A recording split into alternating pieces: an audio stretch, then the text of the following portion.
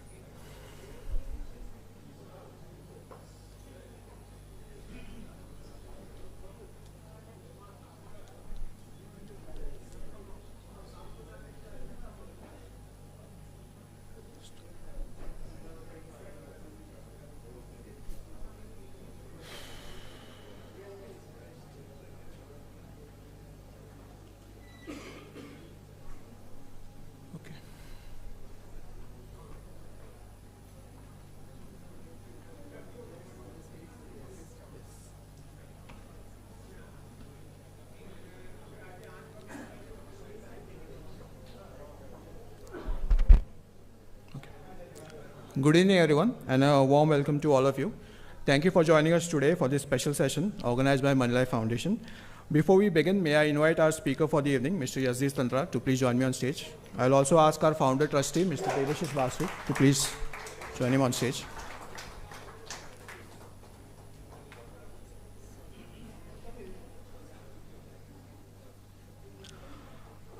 Can I ask our founder trustee, Ms. Sucheta Dalal, to please welcome Mr. Tantra with a bouquet of flowers.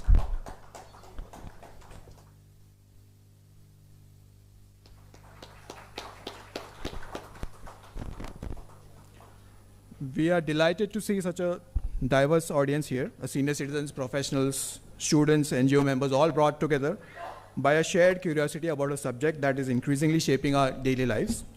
The topic of today's session is one that many of us can relate to. Artificial intelligence, or AI, is no longer something that we only read in the newspapers or hear about in our tech discussions. It is already influencing how we write, communicate, find information, organize our work, and make decisions. Yet for many people, AI still feels confusing, intimidating, or even risky. So questions like, where do I begin? Which tools I can trust? Will I make a mistake? Is this really something for me? Are very common and completely understandable. This session has been designed precisely to address those concerns. It's not about theory or technical jargon. It is about practical real-world use, showing how AI tools, when used correctly and responsibly, can save time, reduce effort, and improve everyday productivity. To formally introduce our speaker, may I now request Mr. Devashish Basu to please do the honors.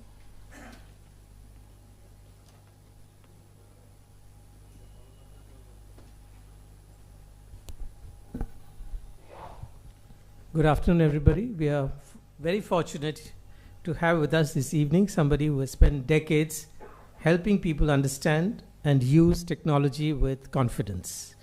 Mr. Tantra is a chartered accountant by training, a computer consultant by profession, and an entrepreneur developer by passion. He has been running the medium-sized computer firm online for over 3 decades, giving him extensive hands-on experience with technology as it has rapidly evolved over the last few decades. Over time, this has enabled him to carve a strong niche as an educator and a trainer, known especially for making technology accessible and understandable to ordinary users. He writes regularly on technology, apps, and productivity tools for Moneylife as well, and frequently speaks about how digital tools can help senior citizens and non-tech users adapt comfortably in a rapidly changing digital environment. In addition to his work on technology education, Mr. Tantra is also the chairman of the board of directors of Zoroastrian Cooperative Bank Limited. This evening, he will take us through a practical, demo-based session on how AI can be used sensibly and effectively as a productivity tool in everyday life. On that note, I invite Mr. Tantra to take us through today's session. Please join me in giving him a very warm round of applause, please. Thank you.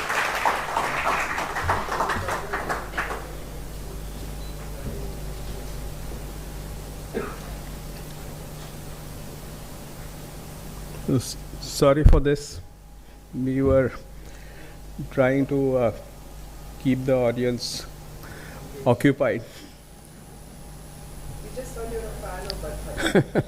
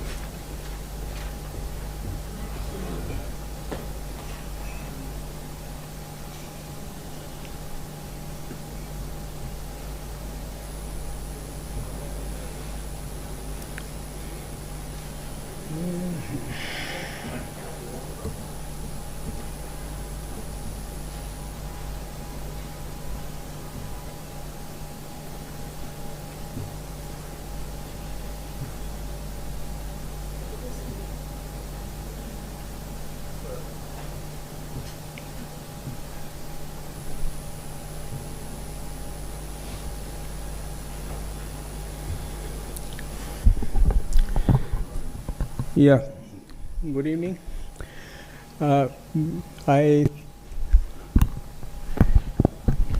We had done this session about 2.5 years ago in September 23. I don't know how many of you were here. Not here, it was on Zoom that we did this session. And 2 years is a long time for technology. So things have changed, but lots of things are the same. So let us look at AI from a very, very basic practical point of view. That's why I'm saying it is part 2, and it is part of your brain and not really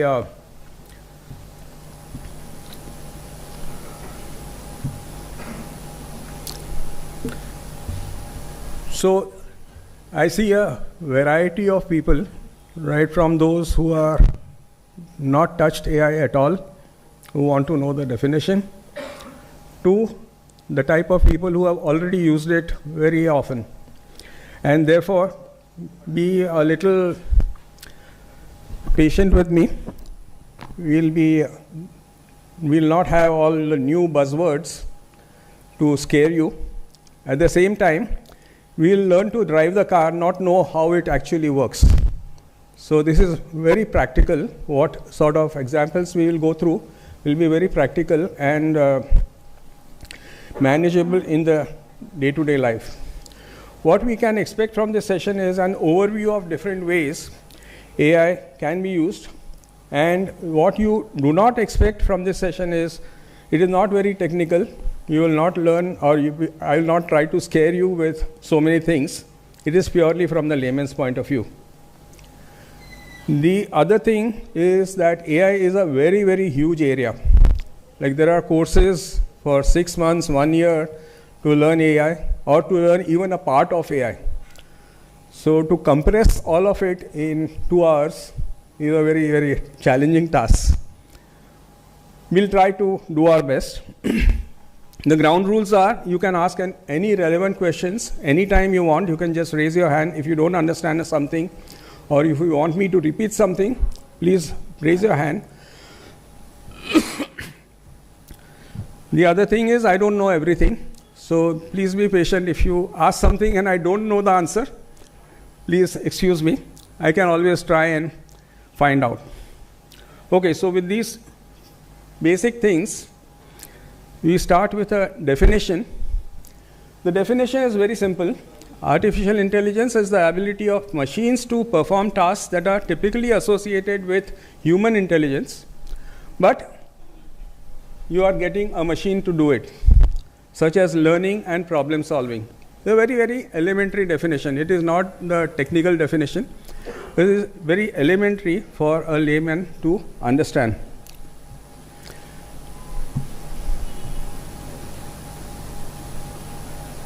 Sorry.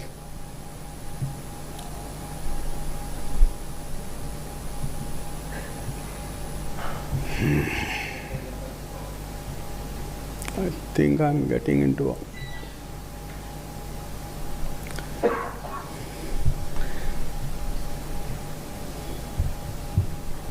I'm trying to get used to the screen.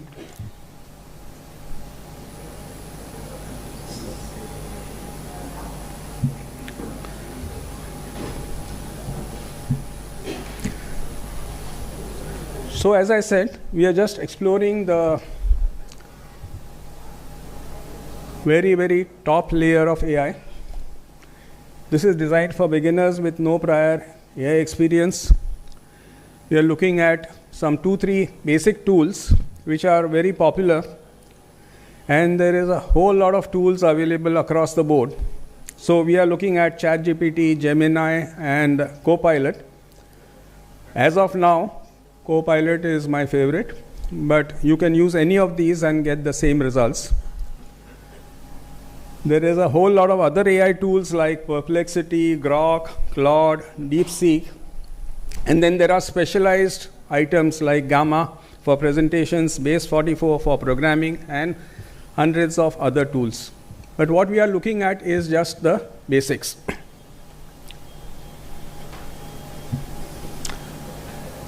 So you don't have to get scared about AI. It is just another tool. It is fundamentally a tool like a calculator. We started with a calculator in the 70s. We had a handheld computer, which I was very fascinated with once upon a time, Casio, if you remember, the small handheld calculator. And it used to do a lot of programming stuff also. And we also looked at a computer. In the 80s, we started with a computer, and we were fascinated with all that we could do with the computer, which we could not otherwise have done. And now we have what we call as AI. It's an artificial intelligence which is designed to make our lives easier, but not to replace human thinking. This is what is most important. We should remember that AI will never replace human thinking. Human thinking is most important and very, very, very basic to our working. So never feel that it is going to replace us, and we don't need to be intimidated by AI. AI is only a tool. Sometimes I feel that my wife thinks that I am AI. So she just tells me, okay, take this image, make it small, make 4 copies, and see that it fits onto a page. That is all that you are going to tell AI. So you are not going to do any programming language. You are not going to write any big code. What you are going to do is say some things, and the computer will understand. And that is what the basic thing is, that computers now understand us. Unlike earlier, when you used to learn programming languages and get things done, now computers understand it. So we can talk to them just in plain English, and they will understand what we are trying to say and perform the actions that we are telling them to do. Just one sec, I'll have to reset this.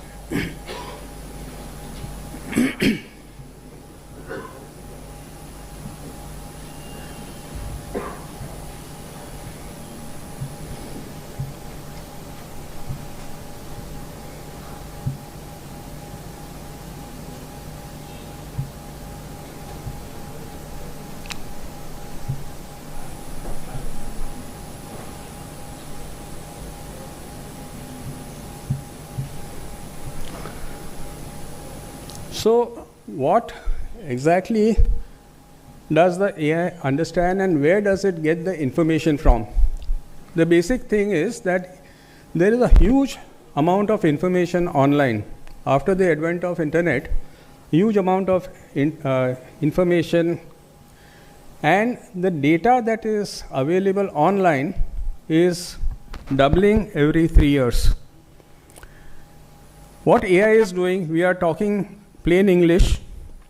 We are asking it to fetch information or do stuff, do research, do things, and from the vast data available online, Internet, you know, it is now, I don't have to say it, but the internet has a huge amount of data, and you can see the amount of global data that is available. So I didn't even know this term, zettabytes. The amount of data that is there online is equivalent to 250 million DVDs. That is the amount of information available. And it is humanly not possible for anyone to analyze or to go through that much information to get what we want. So AI is the interface between us and access to the data.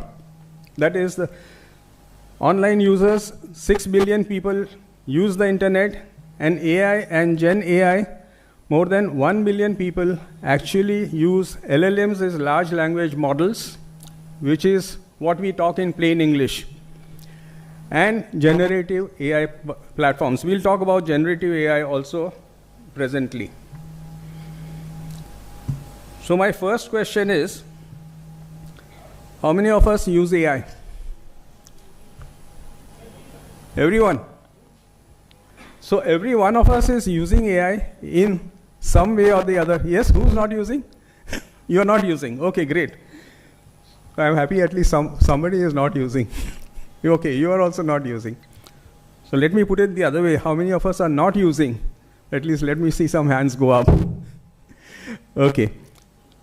So the basic thing is that we already use AI in many ways.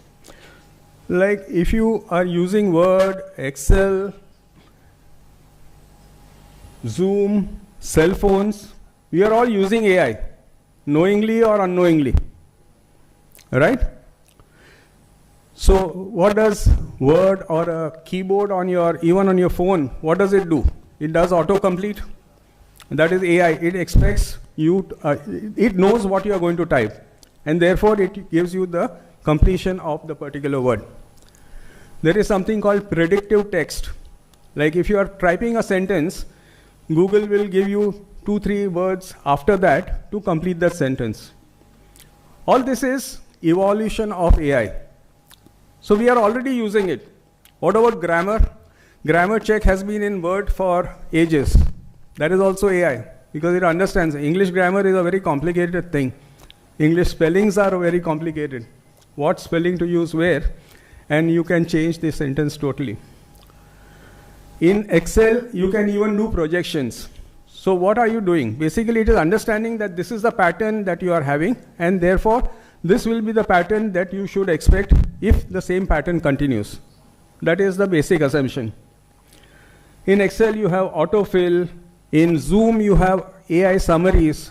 Have you used summaries in Zoom? So what happens is, in Zoom nowadays, if you are on a Zoom call and AI is enabled, what it allows you to do is, it allows you to actually get a summary of the entire session. So at the end of the session, you don't have to write the minutes of the meeting. You can straight away get the entire summary. Automatically, it will be generated and it can be circulated. AI can make mistakes, remember, but it helps you, say more than 50-60% of the job it will do, and therefore it becomes much easier. If you join a Zoom call late, say after 10 minutes, after 15 minutes, after half an hour, you can say, catch me up. That is the only command you have to say. It will tell you what has happened before you join. It will give you a brief summary of what has happened before you join. At the end of it, of course, it will give you a summary of what all happened. It will also give you action points. So if there are action points within the particular meeting, it will say so-and-so has to do this by so-and-so date. Only what is spoken. It will not decide on its own. Only what is spoken, it will understand what all you are speaking, and then it will give you a summary. You can ask, was my name mentioned earlier? And it will tell you, yes, your name was mentioned by this people. So it's a very powerful thing which you are already using. Unfortunately or fortunately, we are not actually using it within Zoom, but Zoom has this fantastic AI tool. So you can get summaries, and that is all without doing anything. You're not even giving a command. At the end of the day, if you're recording the session, you'll get a summary. Who has to do what, action points, summary of the meeting, who said what. Obviously, if you are having a Zoom call, then it will identify people by the names that are projected on the screen. So if it's a big room like this, which is also participating, and if 5 people are talking, obviously Zoom will not know who's talking. But when you are having a session where everyone is individually identified online, you can straight away get summaries, action points, and what to do next. Upar.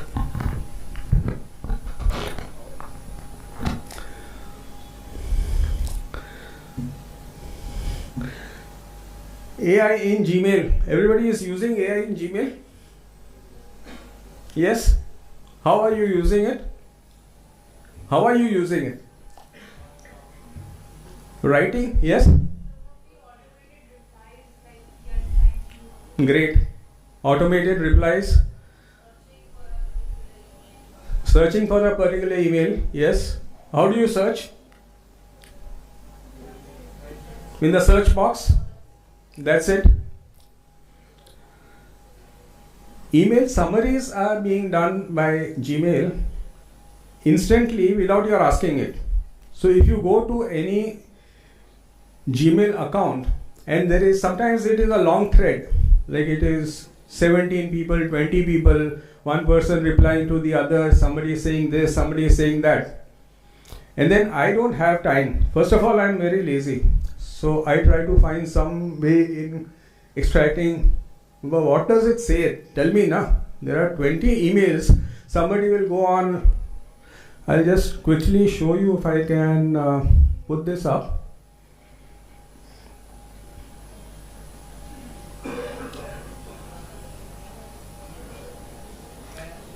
Yeah. No prompt. No, that is the beauty of this. So suppose I go to my inbox and I say, I'm just looking for a mail which has, I'm just looking for an old mail which has a lot of, like this one has say 14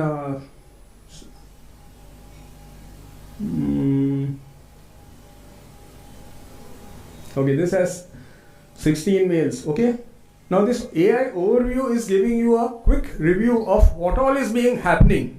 Like 16 people, or rather there are 16 mails back and forth. One person is saying this, second person is saying this.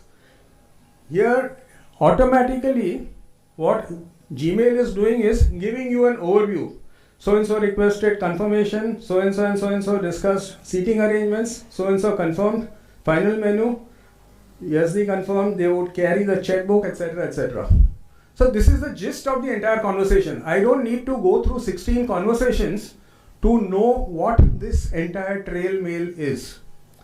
So this is also very powerful because this is instant. I am not doing anything, I am not giving any prompt. Okay, there is something called AI overview, and if there are some dates mentioned, it will also allow you to add the dates to the calendar straight away. This is also very powerful. I find it very useful, especially when you are in a big group, planning a meeting, planning something or discussing something back and forth. What you are doing is you are just looking at the overview. You get an overview picture. You are not really wanting to go through each and every email. Now, if you want to go through 16 emails, you know there will be so much redundancy there, there will be so much of repetition there. This is just one shot, you just get the overview. So this is something which is very interesting, where you can get an overview.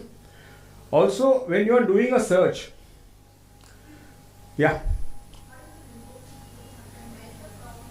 No, there is no prompt for this. It is just, I just get an overview. Just refresh and you should have the latest Gmail and latest Chrome version, and all this comes automatically. I have not typed a single word so far. Okay? Now there is another thing. There is a small button out there. This button, can you see? Ask Gemini. That is a button on the top right. Top right has this button, Ask Gemini. Now when I click on this, you can ask any question and it will search across all your emails and tell you the answers. So if I say, when was the last meeting of GCZT? There was one, this organization with whom I am involved. So I am saying, when was the last meeting of GCZT? I am not giving the name of the person, I am not giving the date, I am not giving anything. So I am just saying, when was the last meeting? So it will go through all my emails and find out when my last meeting was. Okay, it says, this was the last meeting, etc., etc. This was the date in the calendar, because it was mentioned in my calendar also. So it is going through my email, it is going through my calendar, and it is giving me a summary of what I have asked. Yes, please. Can I bring the email address of mail or Yeah, you can do that. Yeah, of course. But that is very simple. That is on the top, you can see. Search is there, na? There you can do it. That is the old-fashioned way. The AI way is, I don't need to know the address also. I just say, what did so-and-so say about this particular topic? And I can get an entire summary. Yes, please.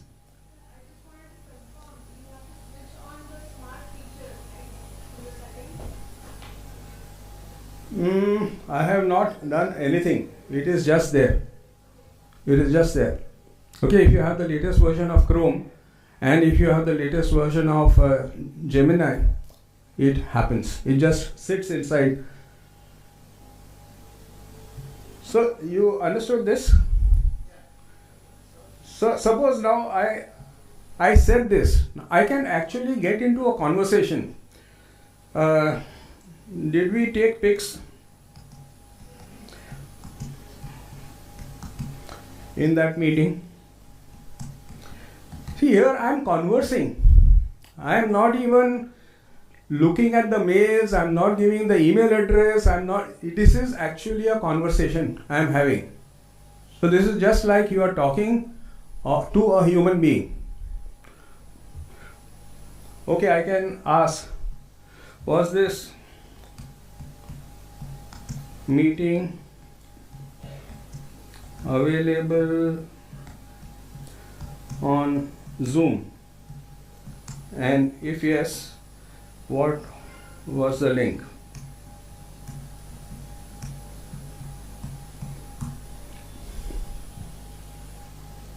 Oh, sorry. So here I am not even referencing to the old thing. Here it is just a conversation going on as if you are talking to somebody. Okay?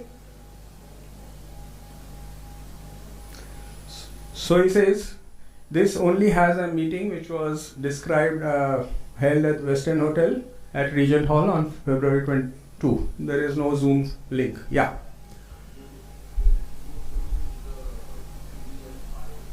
Yes. Yeah. Sorry? It goes through the entire thing. It will not open it, but it goes through the entire thing and it will give you the answers. So this is just a conversation. Yes, please.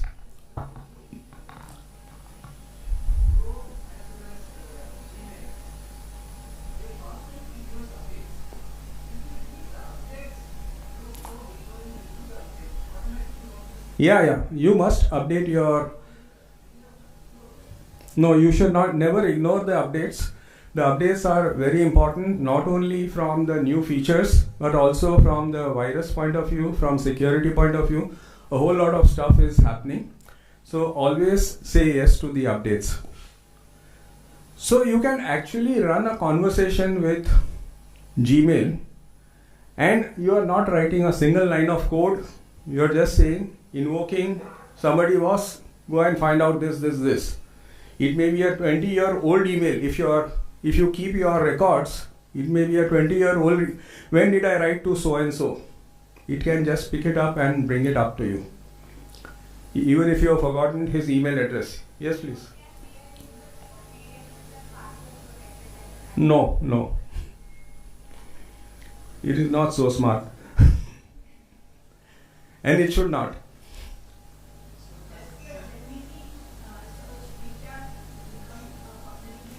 No, it is for you only.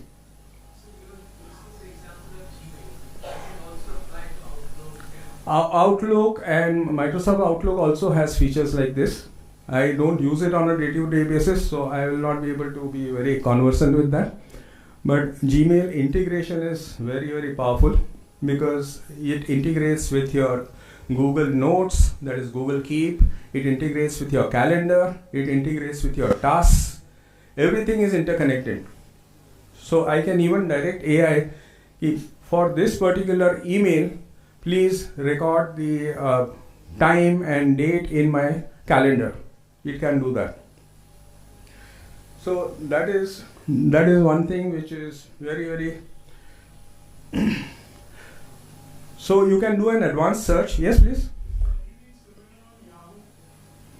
As I said, I am using Gmail, so I am not comfortable with Yahoo or Outlook, but I am sure Outlook has a whole lot of things.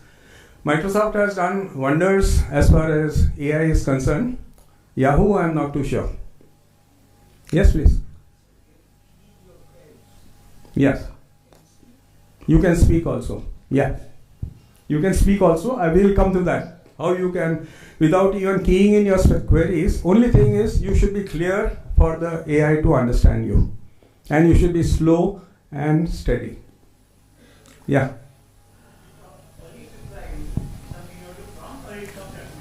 Yeah, you have to prompt. Yeah. You have to say polish this reply or create the reply in the first place, then go and edit it, then you can say polish the replies. It works. Yeah.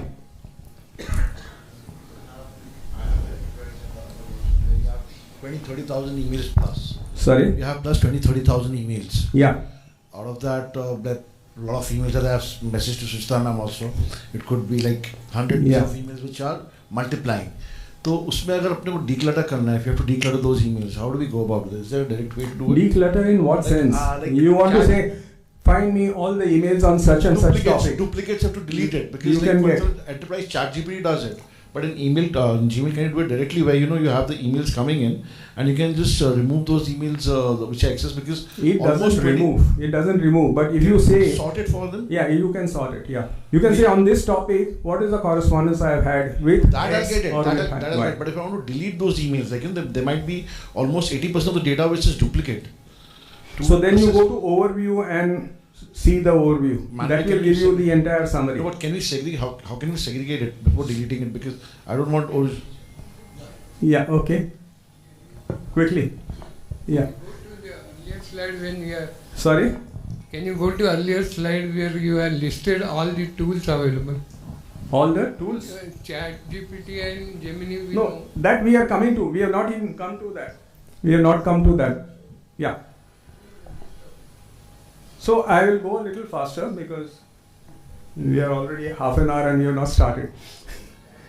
So Gmail, yeah, or you can keep the questions to the end. Unless you have not understood a particular thing, then you can ask me there and then.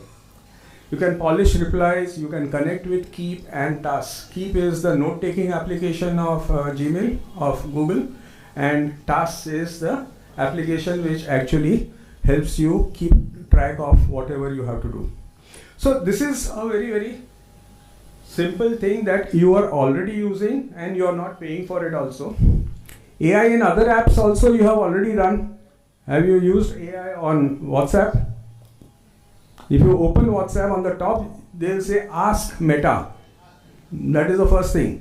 That is your AI prompt. You can ask anything. Find a restaurant close to me, find where I can buy certain stuff, etc., etc. Twitter has something called Grok, which is a very funny name, but you know, this man is really funny.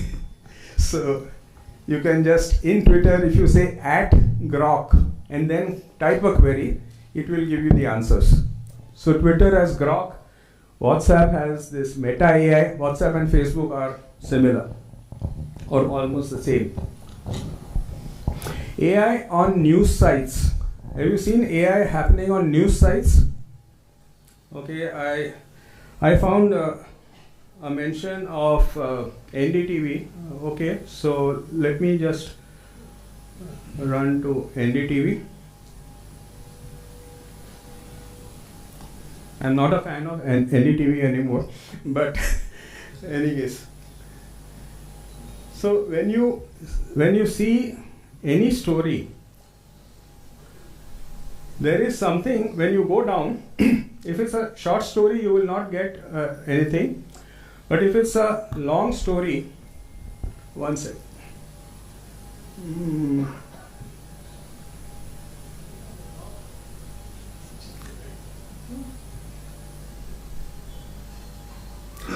See this, show quick read. Now this is something which gives you a summary of the entire story.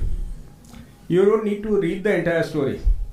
Especially these foreign stories, I don't like to go through the details, but I want to know what's happening. Can you see that? So any story which is more than 2 minutes, you have this option called quick read. Just click on it. Again, you are not typing anything, you are not asking anything. You're just saying quick read and it is giving you the summary of the entire story. And if you are a little more, you can say switch to beep mode. There is something called switch to beep mode, in which case you will get summaries of all the stories. So you can see this story, the next story, all these summaries are hardly 30 seconds read. So I don't have to go through the entire website to identify what all is happening. I see this quick read. And this is also very, very powerful. I can just go back and forth. And then of course, if you want to click on a particular story, you can search for it online and then read the entire story in detail. But this is a very useful thing that you can use. So summaries are auto-generated. You can say, I want to see quickly what is happening, and you can switch to beeps mode, in which case you can see all the stories in summary form. So these are the places where you are actually using AI without doing anything. It is all there for you. You go to this website and it is there. Now the three most famous AI tools are ChatGPT, who was the pioneer. So I'll just explain to you how do we go there. We just go there at chatgpt.com, that's it. And then you are there, and then we'll see how we can work on these. So ChatGPT is one, Copilot is another one. Copilot is from Microsoft. So if you have a Microsoft account, then you say copilot.microsoft.com. You will have to log in once so that it knows who you are. The beauty of all these AI tools is that it will know who you are. It will know what questions you have asked earlier. So when you are going further, then it will know that you had done this before, and therefore it will be more context sensitive. And it is not available to the public. Or you can go to the Edge browser. Edge browser also has a Copilot link on the top right. Just as you saw the Gemini link in Chrome browser, you will see in Edge browser. And there is a dedicated button in Windows. So nowadays, the new computers which you get, you can just click on that button and Copilot pops up. So that is, ultimately it is there on your computer itself. You are not even going online. It is there on your computer itself, but for fetching data, of course, it has to go online. So these are the 4 ways in which you can invoke Copilot. Gemini, as we saw, you can go to a website called gemini.google.com, or you can go to Google itself, or you can go to the Chrome browser, one of the 3 options, and you can come to, this is how you go to the landing page in 3 ways: ChatGPT, Copilot, and Chrome. Now in Chrome, they have gone one step further. If you go to a new page in Chrome, you always have that famous Google search bar. We used to call it Google Baba. Okay, so this is the famous search bar of Google. Here there is something called AI mode directly. So if you want to use AI, you just click on this and your AI mode is there. It knows who I am. So whether it is Google or whether it is ChatGPT or whether it is Microsoft Copilot, whenever I go to the home page, because I have logged in once, it knows who I am. So it is personalized also. It gives my name. Hey Yasdi, what's on your mind? Right? Somebody was asking whether you can you can ask anything here. You can type out, or you have a small microphone here where you can say. You can say your query, or you can type your query. So if you are having difficulty in typing, you can just click on this microphone. This is what Gemini does. If you go to Copilot, it is similar.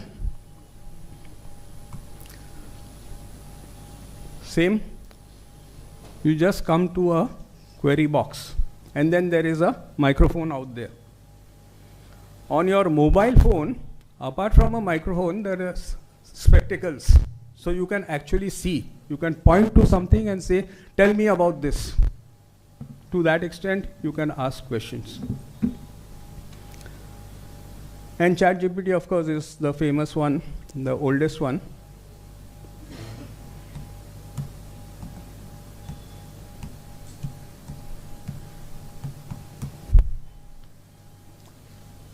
Yeah? Yes?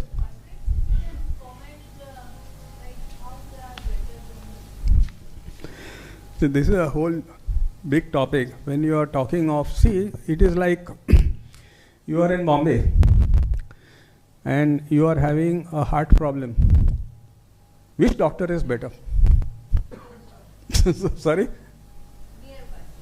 You will try to research. You will see what works for you, what doesn't work for you. So you will have 100 queries over a period of time. We'll come to that also. I will explain that also. But just now you just understand that there are 3 ways in which you can access your AI. Copilot, ChatGPT, and Gemini. These are the 3 ways in which you can access. So as I said, I'll just run through this once more. ChatGPT is chatgpt.com. Copilot, you can go to copilot.microsoft.com. That is what we did just now. Bing is the browser. So bing.com. There also you have a link, Edge browser, and dedicated button in Windows. So you just press one button and this question box comes up. What do you want to do? Now we come to what we call as prompt engineering. It is nice to give some fancy words. Actually, it is nothing.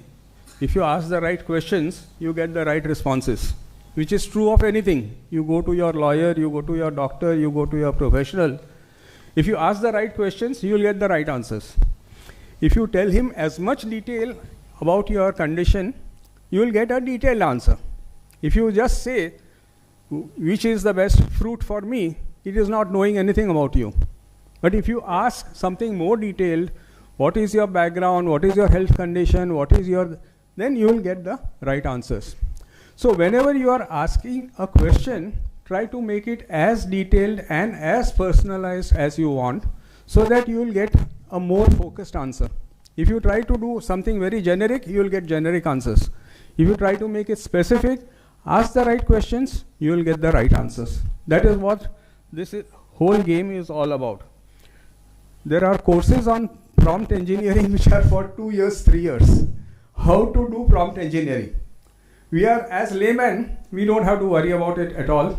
We just have to ask in a natural language, and you can strike a conversation. As we saw in Gemini, you can strike a conversation. You can ask something, you are not happy, you can say, no, I don't want this, tell me about this.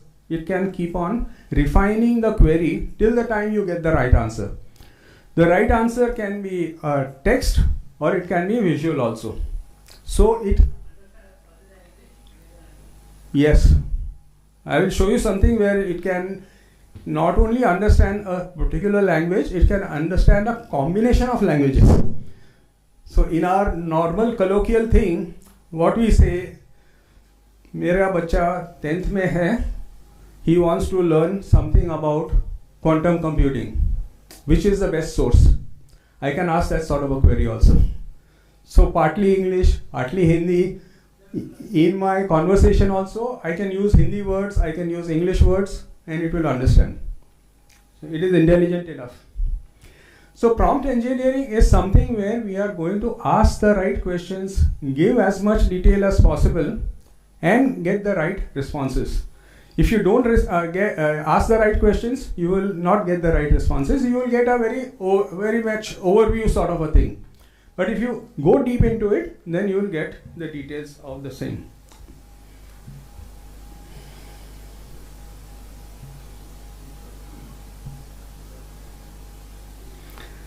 So these are the major uses of AI. Research, what I am saying is something more than search. You all remember the good old days of search. You ask Google something and it will give you 10,000 websites and you go and figure out. That was what the idea was, because that was what the technology was at that time. Here what you are doing is you are saying you look up so many things and then come to me with the answers. So research is going beyond search. It is going into a depth. It can analyze stuff for you. So research is only picking up information from various sources and presenting it to you in a formatted way or in a proper way. Analyzes, it is actually going to analyze what it reads, and then you are not close enough. Okay. You have a collar mic? We don't have. So research is something more than search. Is this okay now? Research is little more than search, because after the search, understanding what each person is saying. As we saw, the amount of information online is humongous.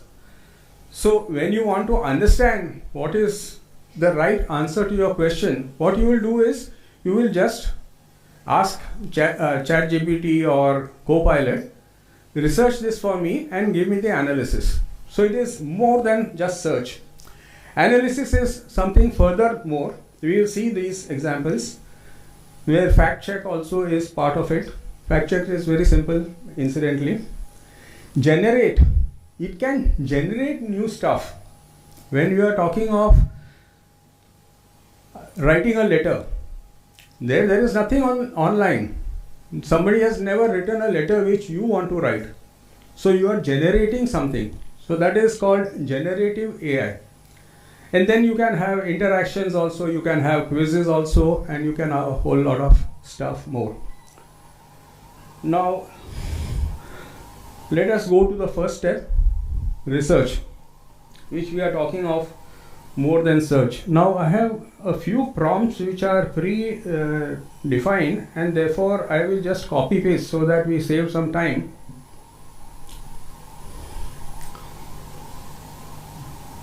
Now this is a very simple commercial question. Let us go to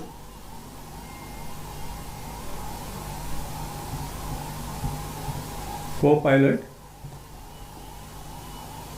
So what my query is, what is the total market for financing of two-wheelers and four-wheelers in Mumbai, Pune and Surat? I am just giving this prompt. Now if you asked in search what it would do, it would just give you all the sites which have this information and you go figure. Here I am saying, give it to me in a tabular form. So you tabulate it properly and give it to me. I am not going to do all the donkey work. Okay? So let us see what we come out with. So I am saying, what is the total market for financing of two-wheelers and four-wheelers in Mumbai, Pune and Surat in tablet form? Now it is giving me a summary, the total market, and then it is giving me an entire table. The two-wheeler financing market in Bombay, four-wheeler financing market, and some notes also. Now this is very, very powerful, because what it is doing, it is going to multiple sites, picking up information, tabulating it in a form in which I can understand and make use of. And then it is also giving me some key insights.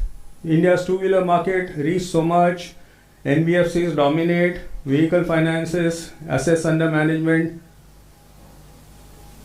no city-specific published data. It is also saying that this is an estimate. There is no city-specific published data available. There is a lot of market volatility, shift to pre-owned vehicles. And he is also giving you a recommendation for deeper accuracy. And he is giving you the websites from where he has picked up this information. Care ratings, ICRA, etc., etc. And if I say show all, it will show me all the references. So from where each point of data has been picked up. Can you see the difference between search and a research? This is much, much better, and it gives you everything instantly. Or this is a very basic question. I am saying, give me a summary of the latest UN report on SDGs. SDGs is that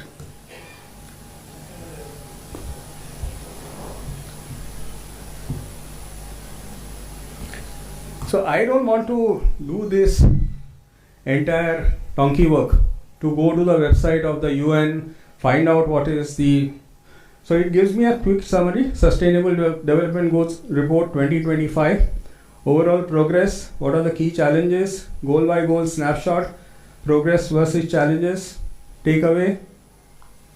And then it is not just like your spouse who will just give your answer and keep quiet. He is also saying, would you like me to break down India's specific performance of the SDGs?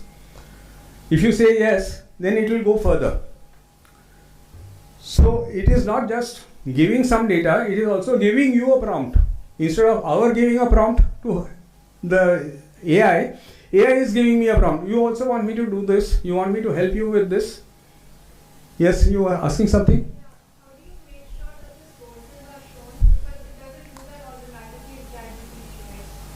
Use Copilot. See, these are all free tools, and everyone has its own advantages and disadvantages. Sorry? No, nothing. No special setting. I don't know how it works. I just know how to make it work. That's it. As I said, I am a very lazy person. I have not gone into the details of how it works and how to make it work. Very, very brief, concise, and with giving the links to where your data is coming from.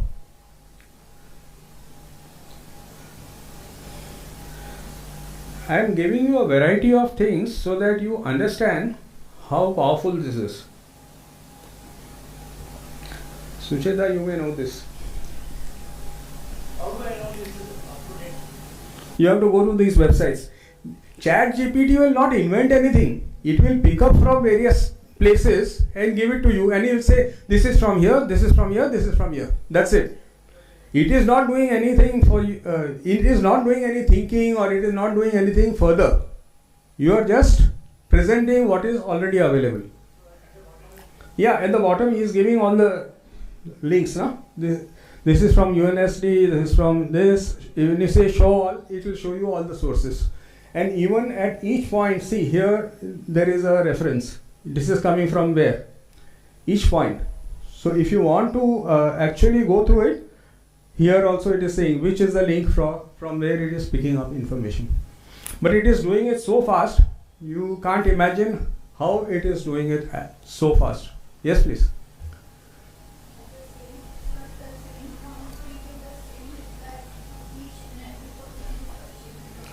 Not necessarily. Not necessarily. At that point of time, near about, I would say with 90% accuracy. This is not generative. This is something which is specific you are asking. We have not come to generative yet. We are just asking, find this data, tabulate it, and give it to me in a presentable form. That's all that you are saying. You are not doing anything further than that. Right?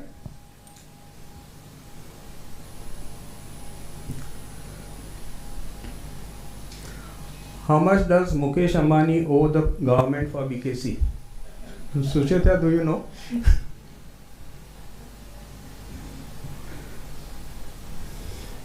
I find playing with it very interesting. He owes 1,577 crores and 4,318 crores. If the government is giving me, I can build much better complexes with so much money. He owes, meaning they have not taken from him because he is a poor man. So the government has not taken money from him, but this is what it is. He owes so much. And you know BKC, how well it is running. Fantastic. Everybody is praising what a great job this man has done. But he has still not paid the government for the use of land and whatever the compulsions may be. And then they are giving you breakdown of reported dues to whom he... something is taken from Moneylife.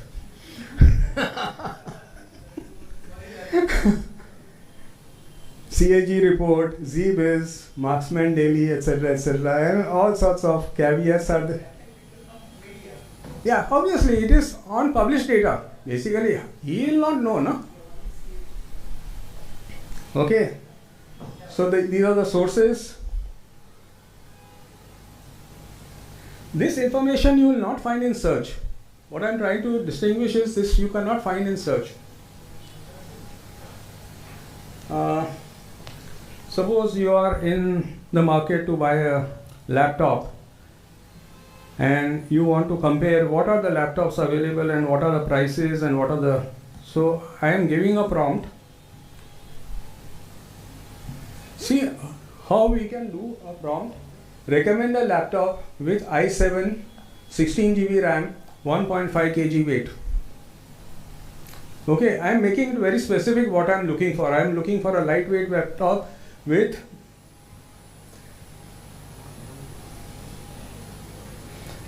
and now the beauty of this is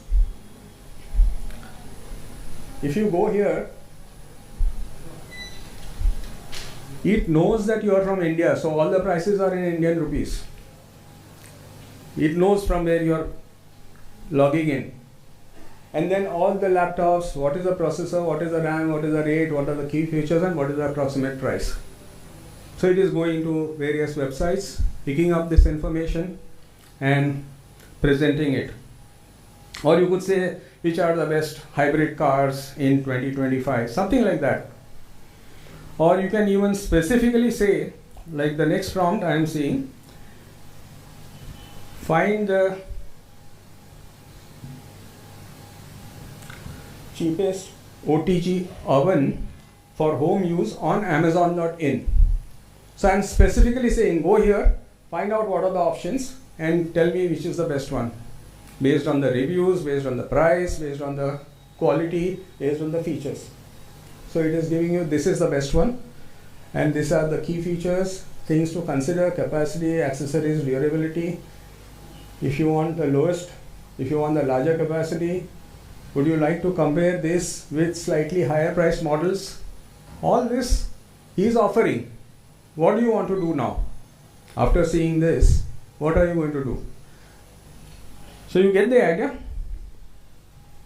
One or two more, which again, this information is not so easily available and these are all complex pieces of information. Latest energy consumption figures in India with state-wise and industry-wise details in tabular form. Very difficult to get this information quickly. You have to go to multiple websites, try to collate and so I'll read it again for those who cannot read. Latest energy consumption figures. So these are the state-wise energy consumption figures with some notes. Share of national total. Industry-wise, we said state-wise and industry-wise. So it has given you state-wise also, it has given you industry-wise also. And key insights, coal remains dominant, etc., etc. Whatever you, is giving you a little more than what you asked for. And what are caveats and what is the bottom line? India consumed so much. Now, for people who are journalists or people who are doing research, this is very, very useful and powerful because you get it in a second. Yes, please. The sources are there. It is as authentic as the source that is quoted. He is not generating anything of his own. He is picking up information from publicly available sources. If I ask ChatGPT or if I ask Copilot, what is your income? It is not publicly available. We will not be able to answer. Right? So there are lots of things which are available publicly and which is what these AI tools can give you. Yes, please. While we're working on prompt engineering, is there something we can do to prevent hallucinations? We'll come to hallucination a little later. Okay. No, it's just related to that question. Yeah, I know. But hallucination is something where ChatGPT goes haywire and gives you some crazy results. You have to use your brain ultimately. You can't say, okay, this fellow has told me and this is the gospel truth. You will have to use your brain. Even the information on the consumption of electricity, whether it is real, whether it is not real, how do you make out? You use your own common sense. Yeah, you have to confirm with the sources and you have to use your own common sense. Yeah. So I will just read out the next two because we are running short of time. Say for doctors, for example. Suppose he wants to know what is the latest in surgery on cerebral palsy. It will go through the internet and give you all the information. Or the lawyers can go and ask for information on the law. Whatever is published data will be presented to you. You can say what is the latest case law on compulsion to share Aadhaar for your bank account, for example. So it will give you the latest case law. Whether the government follows the case law or not, that's a different thing. But this is what the latest is. Okay? So are we clear on this? This is very useful, very powerful. The next is you quickly run through, sorry, the slide is,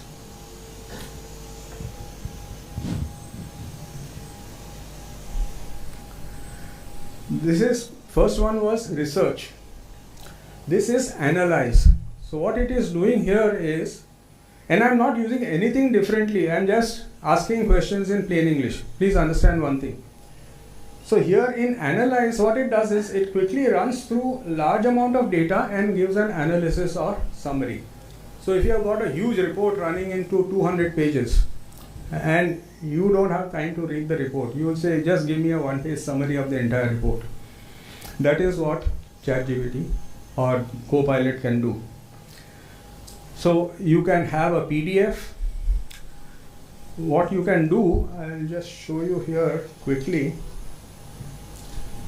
Since I have lot many slides and we are running a little slow. What you can do is there is something, if you notice in all these, there is a plus sign down below. So you say plus and then you can add images or files. You can start deep research. You can create a podcast or you can start a quiz. Okay. So you upload the file. When you say plus or add images or files, you will upload a file and say analyze this or give me the conclusions. Or if it is a book, suppose you are having an e-book. I had an e-book which is 150 pages. I said, boss, what is this fellow trying to say? I don't have time to go through 150 pages. What is this guy trying to say? So quickly he will make a summary which will be in one page only. So it's an analysis. It is not just giving you the facts. See, earlier from research, it was just bringing the facts together and presenting to you. Now what it is doing is it is reading it, understanding it, and giving you a summary. Okay, so let us say, let me see if I can do one book.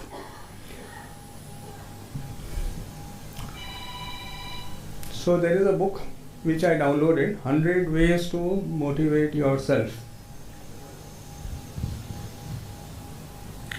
Sorry. Okay, so if you see here, it is 151 pages. 151? Something in that region. And now I want to motivate myself, but I don't have time. So what I will do is I will upload this. So I have the PDF file with me. I will upload this on Copilot. I'll just close this. I'll say add images or files. I'll pick up 100 ways to motivate yourself and change your life. And say, give me a summary. Okay, this is uploaded automatically.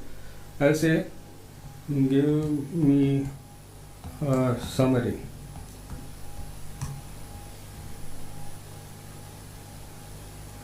So it will read the entire book, and in less than 30 seconds, it will give me a summary of the entire book. Yeah, you can even ask for a specific, how does it help, etc., etc. What is the core idea of the book? What are the key things? What are the examples of strategies, and what is the takeaway? And then he is also offering, would you like me to distill this into a one-page actionable checklist, like a quick reference that you can use daily instead of a narrative summary? So you can do that also. So there is analysis, there is understanding, and there is further help. I don't know if you guys read about that Pakistani newspaper. I think they used some prompt and got an answer, and down below this was also there. So he copy pasted that also. Would you like me to expand further? And that was also printed. So that was a. So you have to be careful if you are going to paste it somewhere. Be careful not to paste the last part where he is offering to do more for you. Is this clear? Now it can be 150, it can be 1,000 pages. It takes about 30 to 40 seconds, so 1 minute at most, depending on the complexity, of course. But much less than what you would otherwise do to get to this stage.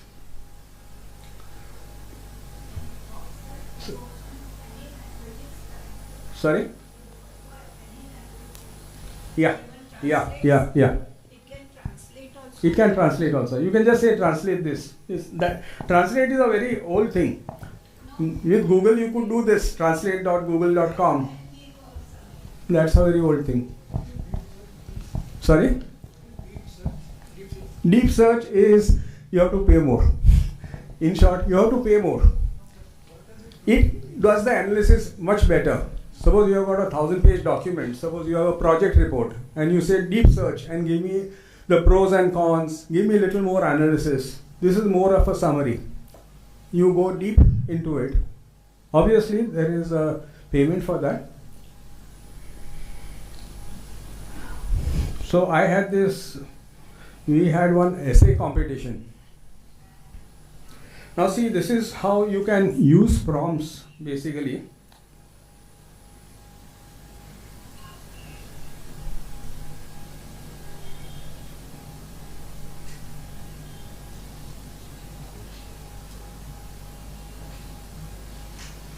So I have one file, which is a Word file, which has some 20-30 people participated in an essay competition.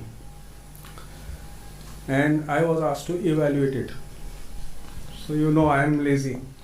So I uploaded everything. And then what I did was I gave a prompt. Now see, this is where your prompt has to be much better.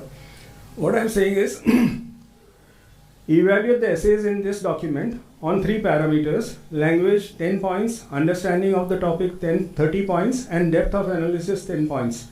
tabulate the results when done with the points and rating of each and give me the reasoning for your answer. So this I am going much beyond. I am saying do the analysis, rate it on these 3 parameters, give points, show them to me in a tabular form, and then you justify why you gave points of this to this person.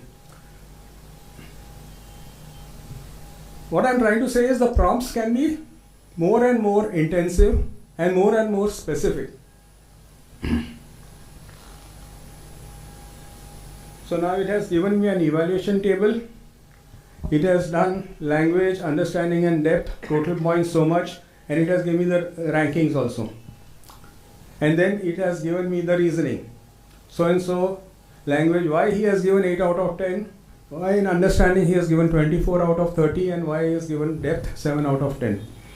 So all the reasoning also is given to me. Now I may agree, I may not agree. I can modify this. The idea is a whole lot of, see now there are so many essays, and then the last question is, would you like me to also prepare a judge style feedback sheet for each writer?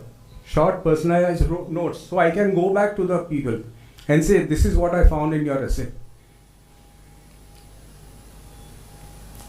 Extremely powerful, because here it is totally like everybody is writing in his own style, in his own language, in his own and here you get a total analysis on the spot. Now if I have to read 30 essays, you know how long it will take, and for me to remember who said what, and then I go back to the first one and say no, this was better, this was worse. Everything is available on the spot.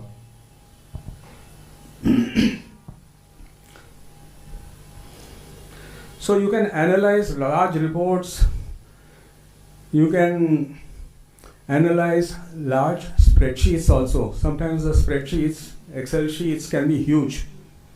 So you can just say, what does this data say? And it will give you the results instantly, virtually instantly. Like you are seeing here, you can read text in an image. You can do a whole lot of things. You can also create summaries of websites. So if I say, give me a summary of moneylife.in. Okay, I am just giving the website. I am saying just give me a summary of this website. What do they do? I have never heard of them. So quick overview. Independent financial news, core focuses, content types, Moneylife Foundation, key attributes, founded by, headquarters, nature, known for, audience, risks and challenges, what they highlight, scams and frauds, regulatory gaps, financial illiteracy, bottom line, summary. Very powerful. Are you getting this? Because I go to a website, it is 200, 500 pages. I don't have the time to go to each of them and analyze and understand what they do, why they do, whether they are scam, they are not scam, whatever. This gives you an instant report on what they are about. Sujata, you'll have to go and read and see whether it is accurate or not.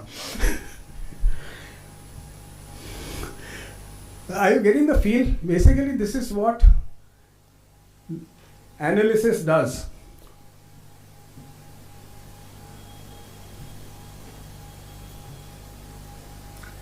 Quickly run through large amounts of data and give an analysis or summary. This is what it does. Fake videos and news. Okay, there are lots of fake videos. So what you can do is you can download the video and just ask one of these guys to say whether it is true or not. And it will give you a fantastic analysis. You know all these fake videos. So it could be a virus, yeah. So you should have a good antivirus in place. So one of the best things I found was, did Nehru get his laundry done in Paris? That is one of the fake videos, fake news that is going on all over. And it gave me a very good analysis. If you want, I can just share. So you can just say fact check this and then give your statement. Or you can upload a particular video or a text, or you read it somewhere on X. You can just say fact check this and that's it. The rest they will do. It will give you an analysis, and I found it very interesting because when I did this, since we are short of time, I'm not showing you everything. It said that only once he forgot his laundry in Paris and it was couriered to him, and therefore this rumor started building. So it is not a regular thing. So fact check is very simple. You just say fact check this. I routinely do it for all the WhatsApp forwards that come to me, whether it is a image or whether it is text. Recently I read about this massive global apparel giants like Zara, Marks and Spencer and H&M are taking exit from Bangladesh and shifting to India. Bangladesh leaning towards economic shutdown. Is this a fact or not? So I found that it is partly true. Normally whenever you have these fake fact analysis, what happens is they intersperse some facts with some fiction and they make it sound very dramatic. And that's what normally happens. And this fellow did a very nice analysis and told me that yes, partly it is true, but it is not 100% true. You can do hazard things. That I have another video for 1 hour only on fact check. So you can do hazard things. This is what we are saying AI can do.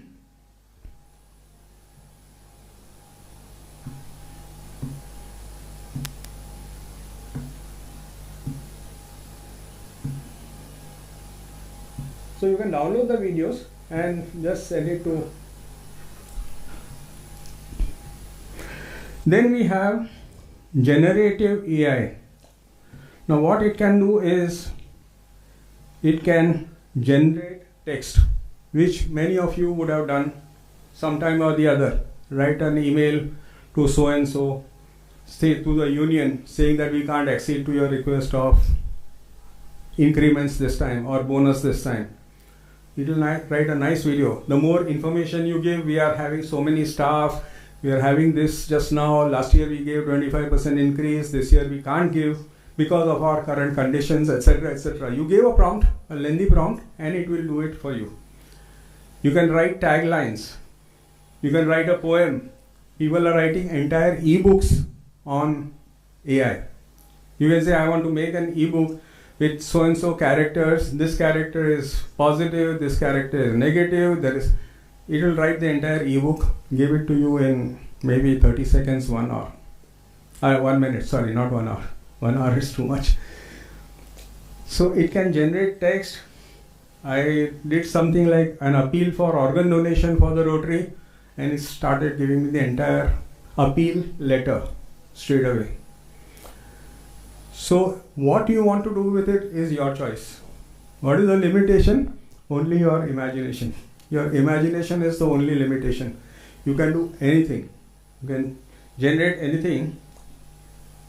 I can say I want to get a refund for my ticket. So these are my ticket numbers, this is the date, etc., etc. It will generate a nice polite letter, give it to you as a letter to the service provider. You can write letters, you can write essays, you can write poetry, you can write anything, you can write a book. So the entire thing can be generative, it can write text. Then I mentioned about audio to text. So Zoom is mostly a oral medium. So from Zoom you can get a summary of what all happened in a particular meeting. Otter.ai is one of the leading guys who does the same thing. You can add it as a person on Zoom, as a participant on Zoom, and it will listen to everything and give you the summary, just like Zoom does. Fireflies.ai, grain.com, all these are items which can convert your audio into text. So you don't have to sit and listen to the whole thing again and again. The text summary is available to you. AudioPen.ai is something very interesting. You can say, I want to write a travel blog. You can just say, this is what you are going to say. You are not even going to type it.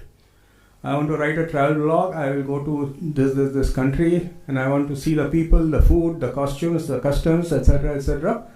And it will write a nice piece for you as a blog. Whatever you want to do with it, that is your choice.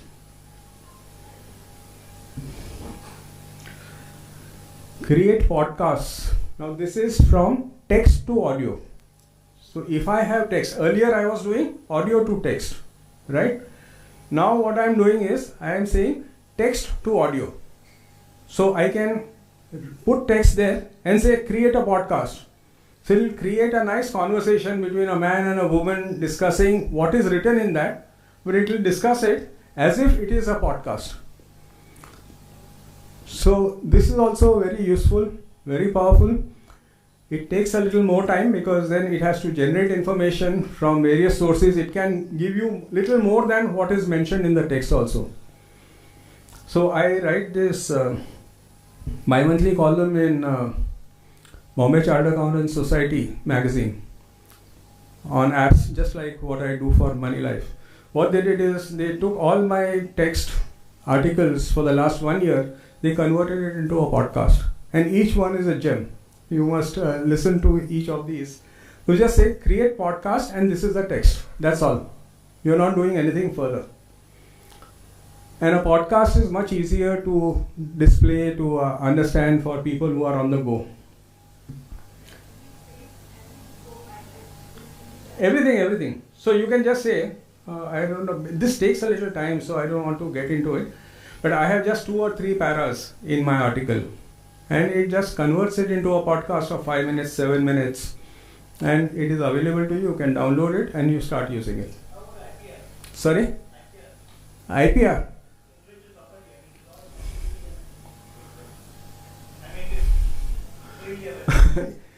When you are publishing something in a magazine, it is freely available. I don't think anybody is... And even if somebody copies it, it's okay. I don't care. If you want to, then you don't publish it. You make a podcast, then you only circulate it to people who pay you money. That is also possible. It's not necessary that you have to publish it for the world to see. Yeah, from your article he can do. Yes, that is possible. And that is unique, as every time you do it, it can be slightly different. The variations could be there. Create visual content. Now this is also very interesting. You can create visual illustrations. You can make AI draw stuff for you. And that is also, let me see if I can do a couple of things.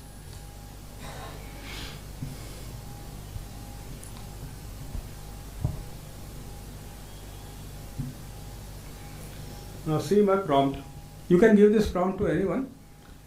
Draw a dog with a Mexican hat on a serene mountain.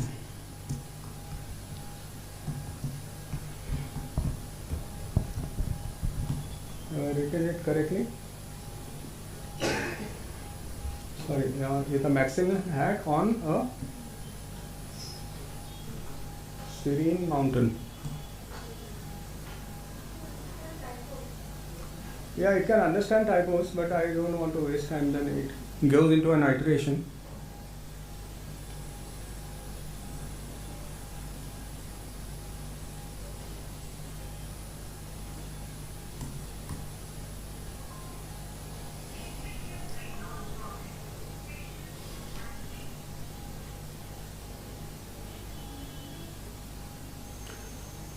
It takes a few seconds.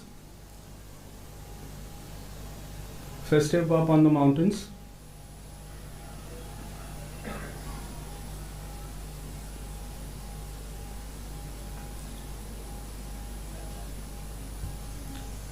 Yeah. So you don't have to be an artist. Yeah, I will say add a guitar. I can converse. I can say make the pup white, make the hat orange, whatever I want to say. So it says adding a musical touch to the mountain pup. So you'll add a guitar. You can do whatever. Draw an Indian lady in a palace and you'll draw the Indian ladies with a South Indian sari. Something like that you can say. And it will do it immediately. It also depends on the speed of your internet.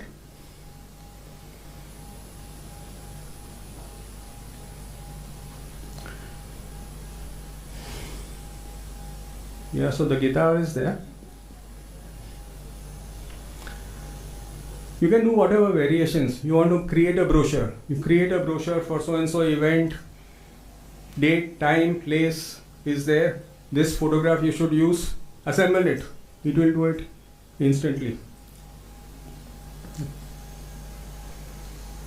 And I can even say styles.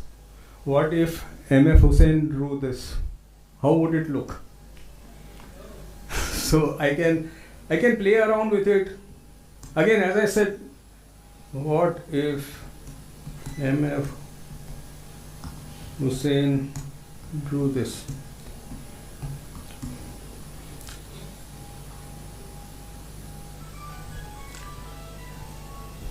Oh gosh, he is getting into a discussion, interpretation, symbolism, emotional tone, etc., etc.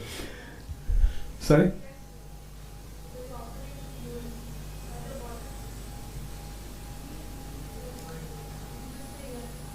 Yes, I can just say yes.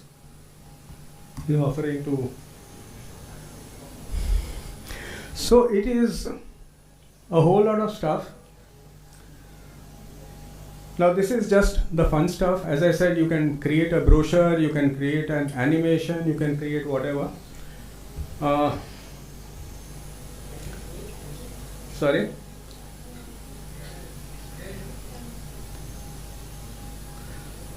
Now I'll also take something which is also interesting.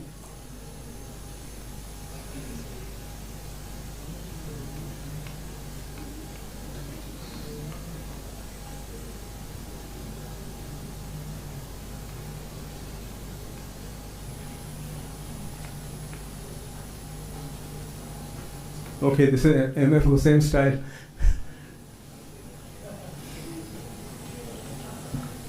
I can do something like this. Design an office building with 20,000 square feet for a courier service company. So you save money on your architect. Sketch the layout.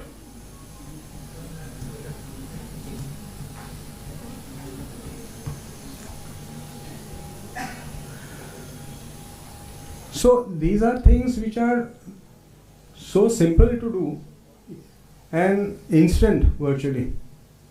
So when we are looking at text, we are looking at images, we can look at music also. We'll come to that.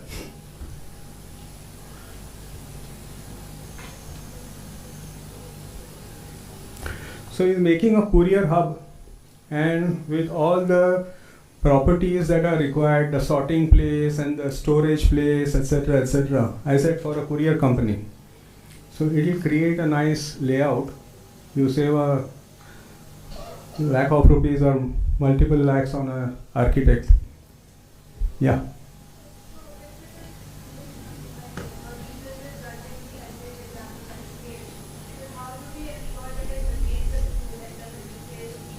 Yeah, so it always gives you an option to go through it. Now suppose this is the layout that is given. It is not necessary that I'll follow this layout. I might find this inadequate, or I might say make this area bigger, make this area smaller. I can further give prompts and improvise on this. Sorry? I didn't make the drawing, no, but I can make it do it again for me. I can say this area is short and therefore I want. You can modify it. You can go on modifying it till you get the right answer. Why this doggy is coming, I don't know. You can take a printout. You can download all the stuff. You can download all the stuff. The entire layout. Now see, this is very powerful. You can imagine. Yes, please.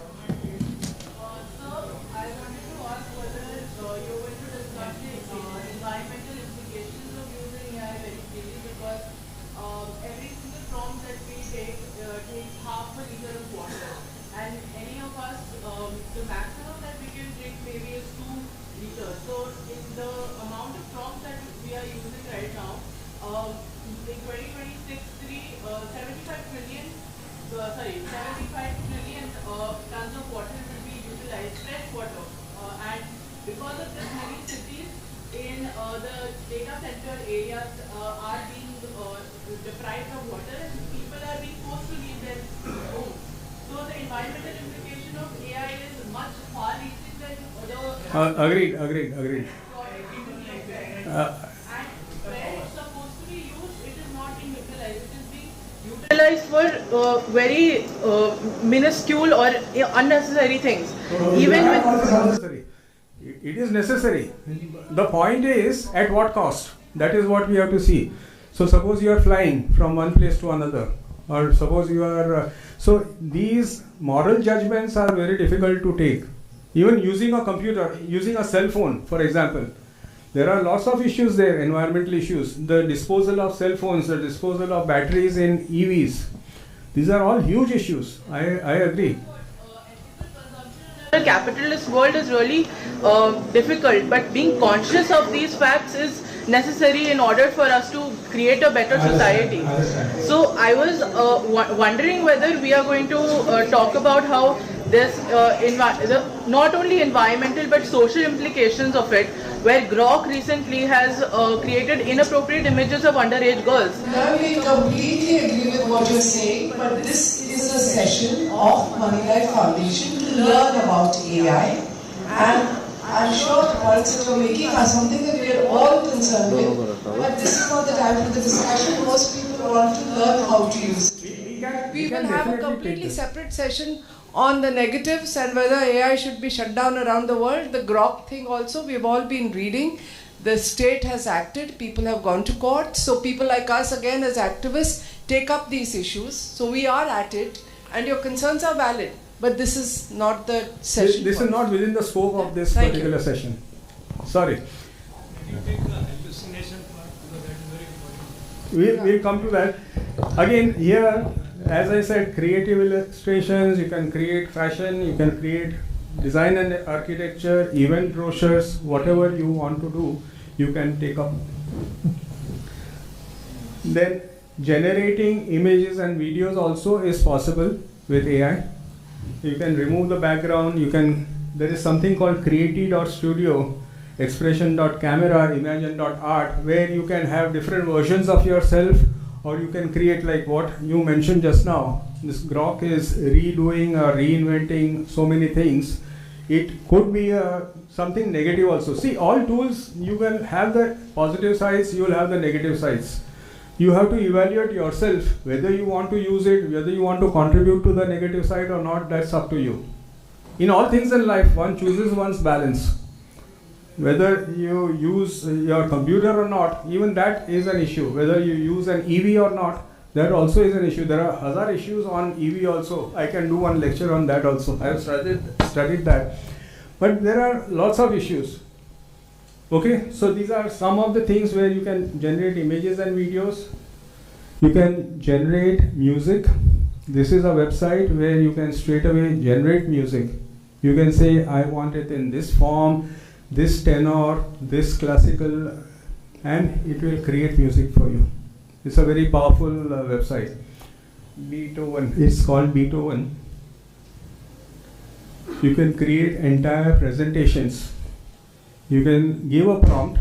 You can say, this is the text which is to be presented. And then tell AI, create a presentation out of this. And it will give you a very nice PowerPoint presentation. You don't have to sit and struggle with the images, with the text, etc. Everything will be taken care of. It's instant, virtually instant. So AI PPT and Gamma.app. Unfortunately, we are running short of time, but I have done a lot of presentations on Gamma. It's very good. It's a wonderful tool. These are all specialists. This you can't do with Copilot and ChatGPT. Yes, please.